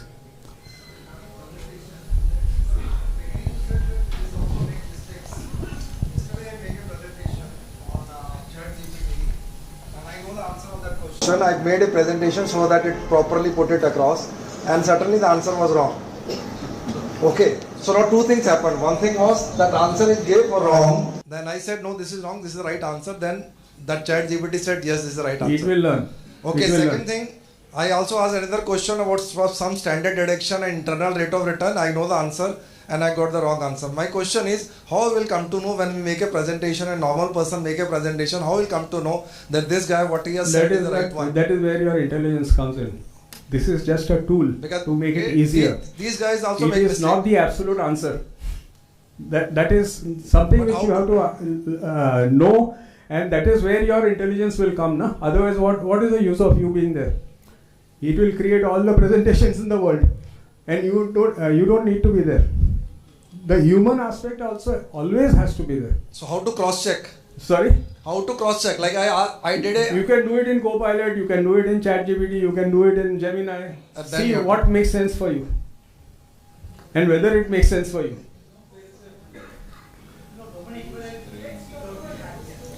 Yeah. I got it in the last slide. Yes, somebody quickly. We are running short of time.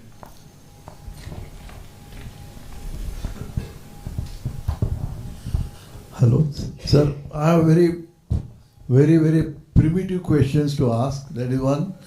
Is a smartphone. What prompts are you use to call from phone number from the contact list? Because when I say call so and so, it goes to so many options without it. So what are the prompts required for that? You have to be a little more specific. You'll have to be more specific. You have call so and so with the same name. If there are multiple people, obviously it will get confused. Yeah, but boss, this is not the right time. We'll do the question answers a little later. When we finish the presentation. Okay. Yeah. So you can generate presentations. You can generate entire websites also. So you can use framer.com or squarespace.com and create entire websites. So you don't have to put your hand on the keyboard. You have to just say, this is what I want, this is the data, now assemble it, put up a website in a very logical form. Sorry? Some are free, sometimes they say only so much of data you can upload. So then you have to pay for it. Obviously they also have to survive. It's not Moneylife that gives everything free. This is another variation of the same thing. Whenever you are using the prompts, you can create agents. What an agent is something where you tell the AI, give him a role. So for example, you say you are an expert travel agent. I want to go from Bombay to Delhi, stay in a 4-star hotel which has got 4-star ratings across the board, and I want you to arrange for my transport. Give me the options. It will entirely create an itinerary for you. So there what you are saying is you are creating an agent. You are a specialist. Or suppose you are an expert programmer. I want to create a program which will calculate the IRR. Something like what you were saying. You might not have said that you are an expert. You might have just asked a layman. You say you are an expert programmer. You are a professional interior designer. Show me a layout for a 100 square feet room with a sofa and with a cupboard, etc., etc. Create it. What you are doing here is you are creating specialists. And that specialist will be working for you. So that is the difference between just typing a simple prompt and a specialist. It can be an interior designer, it can be a financial planner. You could say that I'm 60 years old and I expect to live till 80, and if my rate of return is 12% and inflation is 6%, what should I invest today at the rate of 12% so that I should survive my up to 80 years. So it will start calculating, it will give you the entire result. It can be a very complex query also. The point I'm making is you can create these experts for various. I wanted to mention Perplexity. Perplexity has a finance section. So you can say finance.perplexity.com. Perplexity is another AI tool, just like your Copilot or Gemini. But if you go to finance.perplexity.com, it does a great job, even in the Indian context. So you can ask something about a company, you can ask about the future prospects, what are the results, who are the people, how many shares they have sold, etc. It's just a conversation. Ultimately, what happens is if you go to places like money control or something, then you have to go searching for something. Here you can just ask straight questions. Whatever is published online. Again, that is a fundamental thing. You can't get information which is not available online. You cannot imagine. Okay?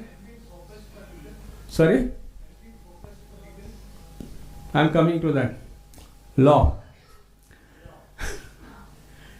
So there are websites called Lex Machina. This is an US based website where they analyze the cases and they even tell you case goes to this type of a judge in this state, this will be the result. It will forecast based on the number of cases that they have handled in the past. It's a very, very powerful tool. People use it and it's an old tool. This is from the 23 collection that I had. India AI is something a little India based. It is giving you something, but not to the extent of Lex Machina. Superpower is just for the Supreme Court. They collect information to get or to refine their decisions, and that is what Superpower is about. SUVAS is Anuvad software. It is translating all the decisions of various courts into local languages, so it is accessible to all. So these are some of the tools which are available on the legal side. Yes, please. Yeah. The US, it is in the context of the US thing. So those laws and those judgments, they will be evaluated. But it is good to understand the concept. Okay. How AI is being used to understand what are the issues, what are the specifics of the case, what are the outcomes, and therefore if you have such a case in such a state in front of a certain judge, this is going to be what your. It's a very, very, it has some millions of cases available online. So this is the legal side. There are lots of things on the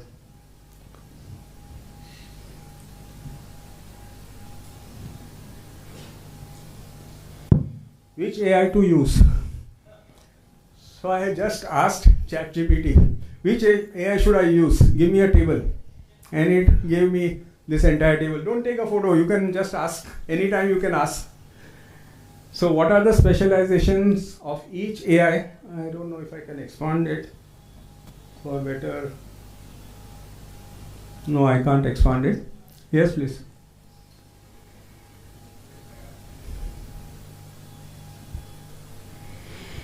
Hello. If I ask a specialized question to ChatGPT, can it not go to one of these specialist AI sites? It does, it does. But then again, see, these are all things which you have to understand. It is time consuming, it is resource consuming, and therefore costly. Again, then you have to subscribe to those channels. Yeah. So certain things are closed group, like these case laws, etc. It is a closed group. You have to subscribe to that. That information will not be available to the public at large. Okay. So here everything is there. Best for, use case, strengths, pro tips, etc., etc. Everything is listed. So you go and ask one of these guys only. Ask Copilot. Tabulate all the AIs and give me the answer. This I picked up something from Twitter, but you can ask ChatGPT itself. It will give you the answers.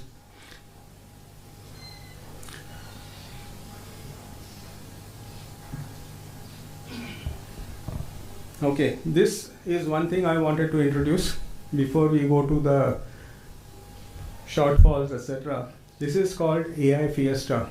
Now, everybody has heard of Dhruv Rathi. He is the guy who has created this with a small team, 8-10 people. So this answers a whole lot of other things also. So let us go to AI Fiesta.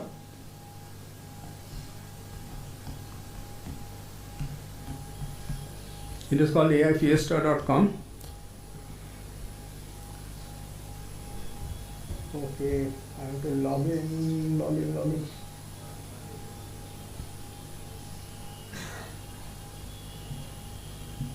Is it .com or is it .ai?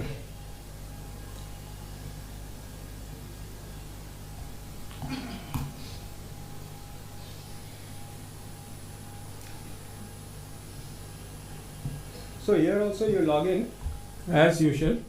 Okay, I have not logged in on this browser, so it is okay. You can say ask me anything and you can ask whatever. The beauty of this is you ask a question and it will give you answers in all these people. ChatGPT, Gemini, Perplexity, blah blah blah. You select your answer. Okay, so if you ask the same question, what was the question you were asking? Something like, which AI is best for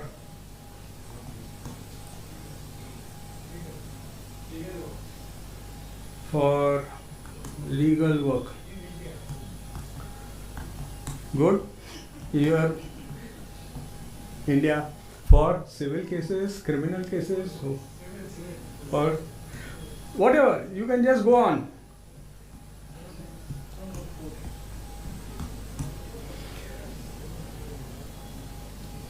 Oh, sorry, I made a mistake. I have to go to multi-chat.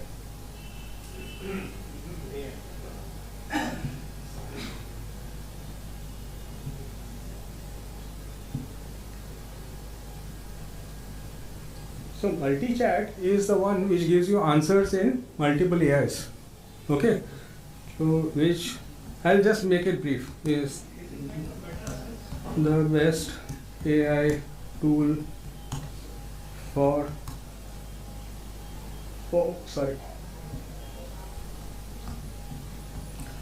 which is the best AI tool for legal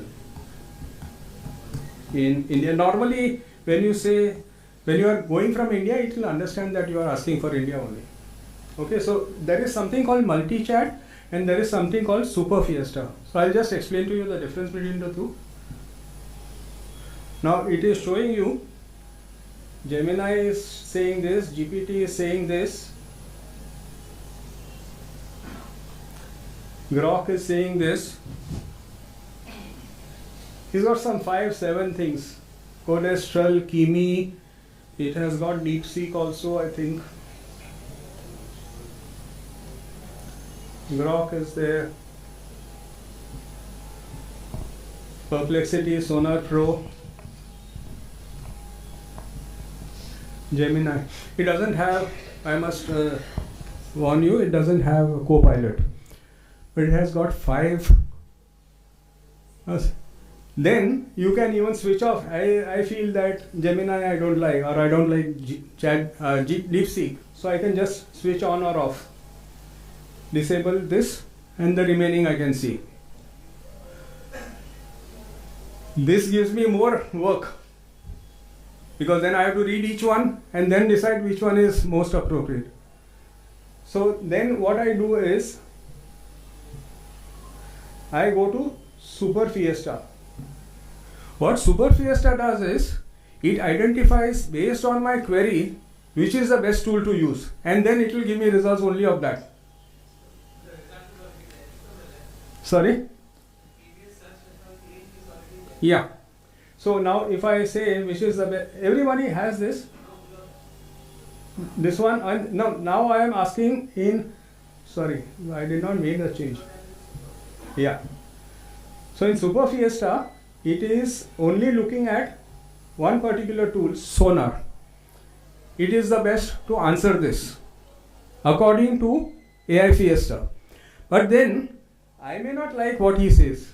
So it says, how do you like this response? I prefer this or try another model. So which is the next best? This makes life much easier for me rather than go to 10 different places and then try to figure out. This becomes much easier. Try another AI model, or there is another option when you get the results in so many. Then you can also, there is one button there where you can see, okay, give me a judgment out of all these, which is the best. So it reads all this and gives you the answer. So this is really very powerful. This is of course a paid solution, but I feel that this has helped me a lot because we have been. Then you have avatars. We said we'll create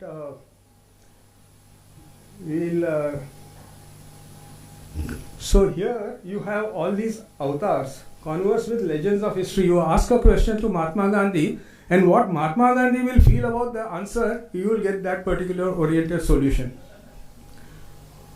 Or what Abdul Kalam or Albert Einstein, Rabindranath Tagore, Vivekanand, Subhash Chandra Bose. So you can virtually converse with them based on their amount of writing online available. So it will respond in that particular way. You can, this is a whole lot of things. You can create your own financial advisor, you can create your own doctor, give the history. Next time you go, then it will know what your history is and accordingly give you advice. There are a whole lot of things. Legal assistant, etc., etc.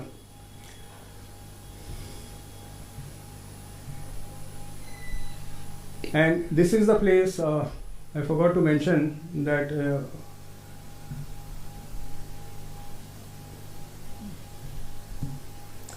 you can say English and Hindi combined and it will understand, it will correct the prompt and give the right prompt.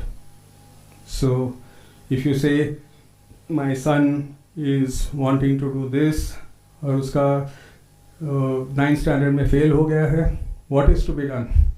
It will give you the right answer. It will correct the prompt, create the prompt and give you the answer. Very useful. AI for prompts. Then there are AI is used for many simulations on space travel, economics, stock market, accident testing, pilot, etc., etc. So these are all specialized tools which are being used for AI. AI on your phone. Gosh, do we have to wake it at 6? 5 minutes. So visual problem solving. I had brought this, but unfortunately we don't have time. So what you can do is you can start with Copilot on your phone, show something, as now if I have got 3 wires and I have to plug it into a plug, which wire goes where? Tell me. It will actually see it, analyze it and give you the response. So visual problem solving is there. Maybe you can, for example, one very funny application use case I saw, that you have a set of Lego pieces. What can I make with this set of Lego pieces? It will analyze and it will tell you can make this particular thing. Object identification. Again, what is this tool? Suppose you find something you don't know what it is all about. Then just point out and say what is this tool. Fashion advice. The whole lot of things, whatever you can do on this thing, you can do it, but because you have a camera handy, this camera also will work, but this camera is a little more handy and more versatile. But everything that I said up to now, whatever you could do on the computer, you can do on the phone also. You can download Gemini, you can download Copilot, you can download whatever, and everything you can do on your phone.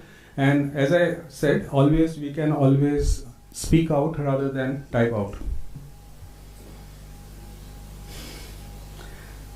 So this broadly I want to talk about this hallucinations, accuracy issues, and human touch and judgment, and of course the environment impact, what that lady mentioned.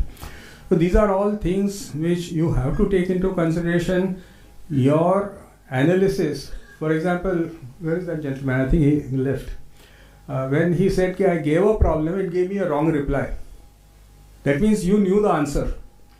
The human touch is always there. You can never get rid of the human touch. Hallucinations, it is picking up information from multiple sources. Those sources, today, anyone can write a blog. I can write a blog. I can say heart surgery is to be done like this. It will read that. But then, depending on the mass of knowledge that is available, it will sort it out. Sometimes it may not be able to do it. And therefore, you have to apply your mind whenever you are saying something or whenever you are asking something and you are getting the result. It should never be that you take it as gospel truth. There can be mistakes. There are human related problems. Ethically it may not be right, but practically it is right. All these things are only a human being can sort it out. It's not something which you can expect AI to do that sort of evaluation, that mental evaluation that this is right or wrong, ethical, and what would I say, the feeling part of it. So I say write a letter to an employee for this default. There is a human touch in it also. So I cannot forego that. It has to be used with caution. It has to be used with some sort of a understanding of what we are doing. Sorry? Then you can ask it again, is this information right?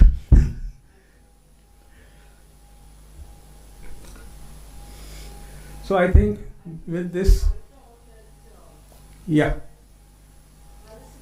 A lot for legal cases. Every other day, courts are punishing people for using case law, which is based on AI, which is completely false. Absolutely. So I think for legal matters, one has to be extra careful and cross-check whether. Just yesterday, I think we've carried an article about the Bombay High Court fining someone 20,000 for using AI-based information. And this is not the first time. I think there are at least 4 or 5 in the past. Unfortunately, today the situation is such that judges are hallucinating. So the question of AI hallucinating is but natural, because it is also coming from our own environment. The judges are themselves hallucinating, giving judgments which are totally at cross purposes and stuff like that. So it's a very tough call. And that's what I'm saying again, that the human element, we have to be very careful, and we have to cross-check with our known sources, with our knowledge also. It is not that you accept everything as a gospel truth. Thank you very much. I hope you enjoyed.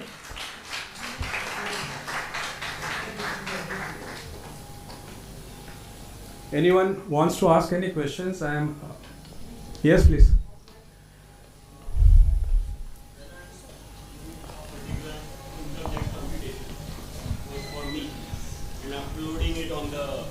Website, then it is available to everyone. Then if you try to understand what is the income of Mr. Mitesh Arya, then will that no, it is not available to everyone.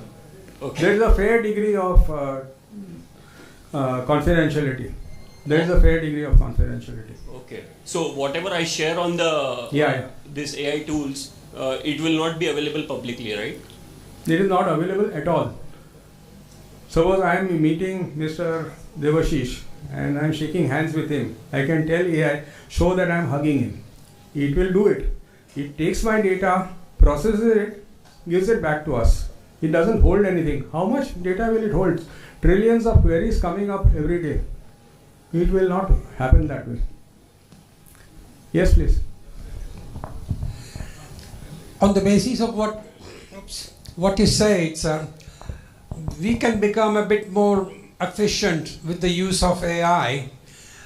Taking the other side, given that this is a Moneylife sponsored seminar, is there a use you can see whereby the legal side, the ombudsman, the the so-called the GROs, the RBIs, and all those people can utilize the same manner, but of course with the human assessment later on, so that the judiciary and the time it takes for any cases to come up to the court and get judgment runs into years. Sometimes even the smaller things can take up to 3, 4, 5, 6 months, even a year.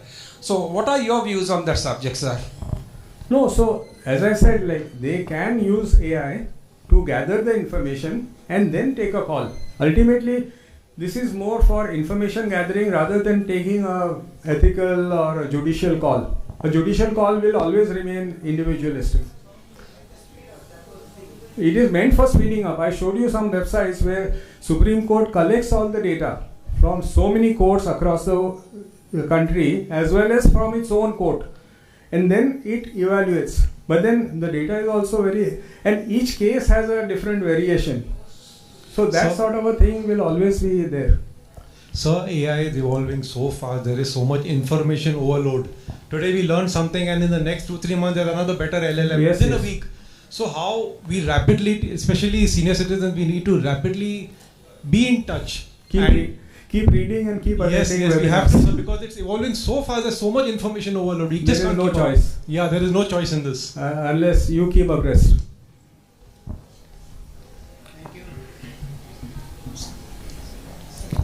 Hi sir, thanks thanks for this wonderful presentation. So I have one question. Does the advancement of AI in any way make our financial accounts like our demat accounts or bank accounts vulnerable to any hacking? You don't need hacking now. Government is prescribing that your accounts can be visible by themselves. So you don't need anyone to hack you. Officially they will take your data. No, I'm talking about this AI. From outside, no.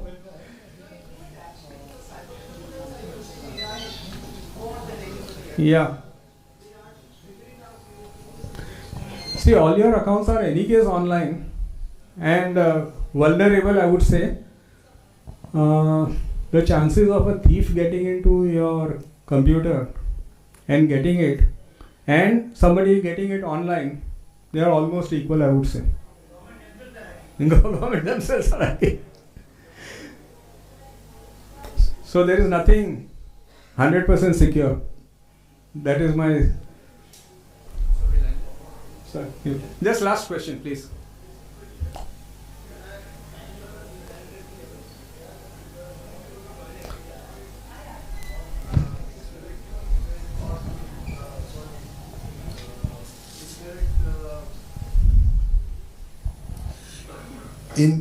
Incorrect post or some posts like good morning, all those cannot be filtered. What prompt I should be using? No, sorry, I can't, I didn't get the question. What was the question? Did you hear it? Can somebody? Okay, I'll repeat that. WhatsApp, when I start using it, I find there are so many posts coming from different groups, and I want to filter them. So filter for one is that common messages like good morning, happy day, like those things which I don't want to see them. Number two, those which are fake or false, I want to filter. WhatsApp is very rigid. It does not allow you to filter that. It wants people to keep on sending. One day they will charge 1 paisa per message and all your messages will be stopped. WhatsApp is very rigid. It does not allow interaction, too much interaction. Yes, last question, please, quick. Sir, which is the best AI tools to find out particular case law in legal, I showed you some case law websites. You can use those, or you can even use your generic, your Copilot, etc. also will give you enough number. Because ChatGPT gives wrong, don't use it. References. Because you are the only judge. If I am doing it, I may not realize. If you know better than them, use another tool. There are so many tools available. Or ask for links, yeah. Then at least you have the references. Thank you very much.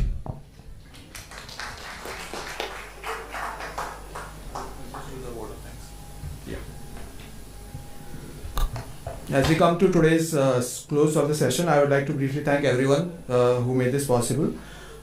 Our sincere thanks to Mr. Yazid Tantra for an extremely insightful and practical session. Your clear explanations and live demonstrations have helped demystify AI and also shown us how to confidently and responsibly use it in everyday life. We also thank our event partners, Silver Linings Foundation and International Legal Alliance, for their valuable support. Finally, a big thank you to all of you who have been here for your participation and also your engagement. On behalf of Moneylife Foundation, I'd like to thank all of you once again. Have a safe journey and a very good evening.